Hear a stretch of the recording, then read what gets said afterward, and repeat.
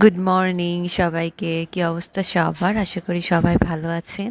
তো আজকে সকাল সকাল উঠে পড়েছি, আর উঠেই দেখি আম্মু সকালের নাস্তা কিন্তু অলমোস্ট তৈরি করে ফেলেছে, শুধু যা ভর্তা ভর্তি বাকি ছিল সেগুলোই করছিল।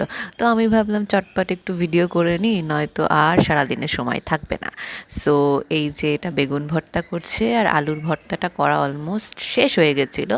তো আমি আবার বললাম যে একটু আলুর ভর্তাটা একটু মাখাও, যাতে আমার ভিডিওতে মনে হয় যে হচ্ছে আর কি তুমি কেবল মাখালে। তো বললো না, এটা মাখানো হয়ে গেছে, বেশি মাখালে আবার খারাপ লাগবে।